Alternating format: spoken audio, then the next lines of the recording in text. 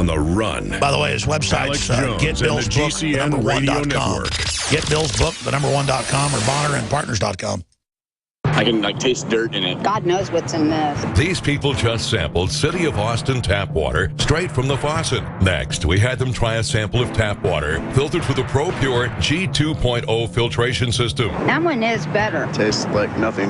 Yep, I know what good water tastes like. It's good water. Most tap water contains added substances like fluoride, chlorine, glyphosate, and many others. Studies prove that these substances are linked to an assortment of major health issues, including tooth decay, lowered IQ, and even cancer. It tastes like you're drinking out of the lake when you're drinking tap water. The ProPure G2.0 filtration system removes these deadly substances, leaving only fresh-tasting, deliciously clean water. Okay, this is very tasty. It's good water. Refreshing. It's good. Go to InfoWarsStore.com today and get your free wire stand with the purchase of a ProPure Big Water Filtration System. Or call 1-888-253-3139. This is Alex Jones for InfoWarsLife.com. The latest in preparedness is now here. An electrically stabilized colloidal silver solution that can be added to both your home cabinet and preparedness pack alike. Concentrated to 30 parts per million in what has been dubbed the survival silver solution. The new InfoWars Life Silver Bullet Colloidal Silver is the answer for you and your family. And it's entirely free of toxic artificial additives that are loaded into many products. The InfoWars Life Silver Bullet Silver is so powerful that it is concentrated into a 2-ounce bottle and is not recommended for extended continual use. This is not a low-grade formula. We are working with one of the top laboratory manufacturers in the United States to bring you the best form of colloidal silver using electrical processes within a base of deionized water for your preparedness storage or your home kitchen. Purchase your bottle of InfoWarsLife.com Silver Bullet Colloidal Silver today and find other amazing supplements at InfoWarsLife.com. General, what do you think about the FBI saying that there was a terror alert on Monday about a potential Fort Hood situation? The police are shoving people, shoving Alex, shoving the crowd. Here we go, folks. I'm being assaulted. Whether it's the radio show, the news websites, documentary films, or the nightly news, InfoWars is the tip of the spear. Is this another false flag stage attack to take our civil liberties and put more homeland security while sticking their hands down on the pants on the streets? It's up to us to set brush fires in the minds of men and women everywhere. And that's what PrisonPlanet.tv is designed to do. You watch, the Assad regime is going to be blamed or accused of using chemical weapons against the so-called rebels. What we see now is a war against reality. It's a war against the truth. It's more vital than ever that supporters of freedom become members of PrisonPlanet.tv and share their membership with up to 11 friends and family. Visit InfoWarsNews.com today. Become a member, share your membership, and help take the InfoWar to the next level.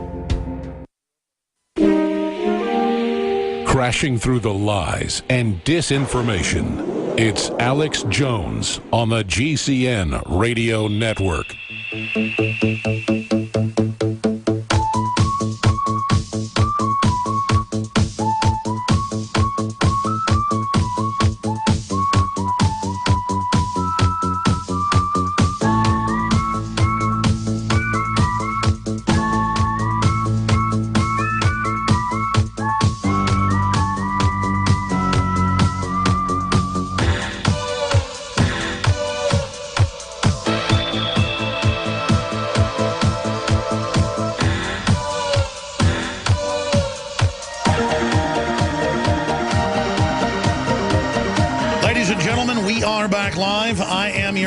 Alex Jones, and we are at the halfway point in this Thursday worldwide 7th day of August 2014 transmission.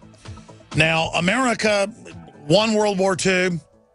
We were the good guys by every yardstick, and we became the world reserve currency. They had the Bretton Woods Agreement where the dollar became the currency of the planet. And slowly that began to get abused. And economists warned of it across the board and said we'll end up like Weimar Germany down the road. Mexico's done similar things. Argentina.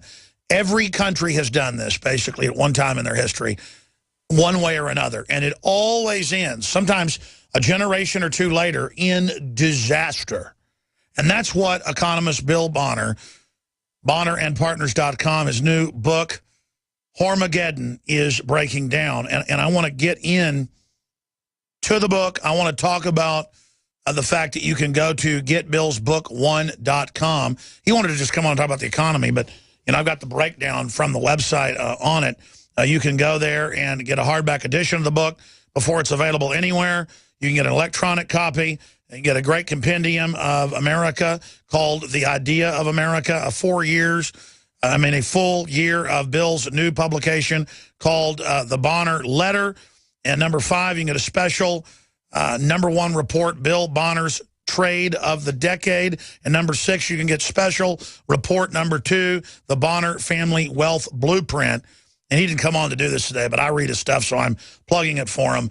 When you go to his website, getbillsbook1.com, you can sign up and get all of that for $49. You'll receive that.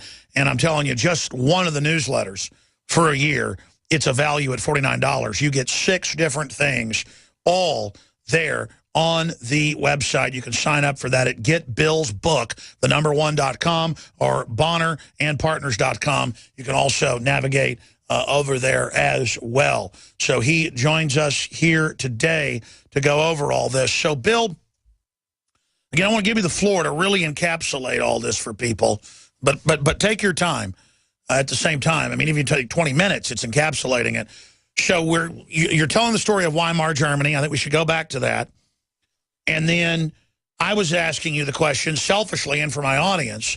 I know it's very technical. That's why it's in the book and in the newsletters. But just a gestalt, how have you protected yourself? What do you really think the time frame is? I know no man knows, all this stuff because only God knows that stuff. Even the globalists with their control. No. It might be a year out, might be 5, might be 10. You don't know. These things tend to last longer than you expect.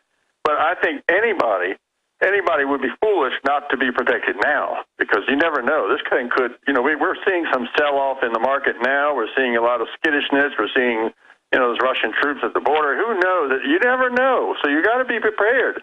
And the preparation this time, I think, should be better than ever because, the last time we've had a serious problem in the country, in the United States of America, was during the 30s. And the 30s was the Great Depression, of course, everybody knows. But during the 30s, people could still get by because a quarter of the country still lived on the farm. And those people who didn't live on the farm hadn't been off the farm for very long. And the society did not depend on being able to go up to an ATM machine, put in a plastic card, and get something come out of that machine that was worth something that you could buy something with. Bingo. Now, all that stuff, this is something I don't think anybody really understands. But the more complex, the more sophisticated a society becomes, the less it can afford to have this kind of central planning, meddling in the economy. The easier the breakdown. The easier the breakdown. Screw it up. Yeah. They're going to screw it up, and we're seeing this major mess that they've made, which yet has not been revealed, and most people don't even know what's going on. But they've driven up the amount of credit in society to $50 trillion. And if credit had remained as the same percentage of GDP as it had been for the last 50 years, today we'd only have about $33 trillion worth of credit. And so that $33 trillion that's the money that people have spent over the last 40 years, and mostly over the last 10 or 20 years. Well, how does the increased credit? Sure. How does the increased credit? And then I want you to continue. End up wrecking society because before they did all this fake credit, this country had 10% growth rates for the first 140 years or so of its existence, and then once all the Federal Reserve meddling got involved in 1913. They took regional problems and regional runs and, companies that were frauds going belly up, and they just expanded it and wrote it large. Oh, that's exactly right. Before, companies would go broke, whole banks would go belly up, things would happen, and they would have crises in the economy. And in 1921, for example, there was a crisis, and stocks fell, and they fell, I think they fell down about 30%, and there was a depression. 1 out of 10 people was thrown out of work in 1920. But that depression was over in 18 months. 18 months later, there was full employment. How did that happen?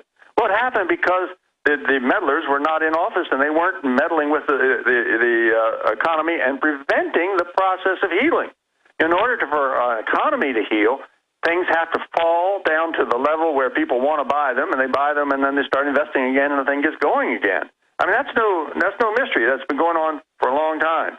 But now we have a system where it's entirely different. And that system, by the way, had to work that way because they did not have an unlimited amount of money to save industries, to save investments, to save people. They couldn't. There was no Fannie Mae back then, and they didn't have the money to save it if it got into trouble. Bill, I want you to continue. This is so important, but just me personally, I mean, and my family and everybody else that I know that's somewhat successful or understands economics are totally freaked out. Governments are digging in, buying armored vehicles and weapons, and the Pentagon admits they believe we're going to have a collapse down the road. So what you're saying in the thinking public is prima facie, known to be true, and you and others predicted it before it was, you know, popularly known. What I'm asking you is, it's so scary when you talk about 90% of people were somewhat self-sufficient and rural in the 10-year Great Depression, and we had millions of people homeless and millions that starved and deaths and all the rest of it. It was a disaster. Now we have 90% urban, 10% rural. Half the rural people, it's estimated, even by the Department of Defense, are self-sufficient. My God, if we have a breakdown now of a complex system like this with meddlers, it could turn into a Road Warrior meets The Road meets Armageddon. Is that what Hormageddon is? That's what it's about. It describes what happens when things really go bad, and they really go bad in a collective way when the central planners get to work and pick at it. And that was what I was telling you about the German example. That was really what was going on, was Adolf Hitler was an economist who had a plan for Germany's future, how to make it better, and he stuck with that plan until the country was absolutely destroyed. There was hardly a factory working in Germany in 1945. The whole country was flattened. It was invaded, half occupied by the Allies, half occupied by the Russians, and it was an absolute, total disaster, catastrophe. The same thing had happened with the previous invasion of Russia, led by Napoleon, in which he went in with 300,000 troops and came back with 10,000 troops. I mean, these are disasters on a massive scale.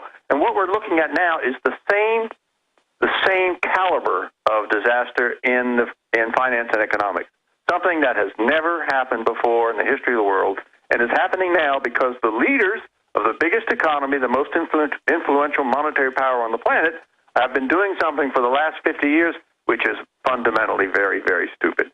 And we and our children are going to reap the results of that, which is going to be one of these Armageddon-type catastrophes where everything goes wrong.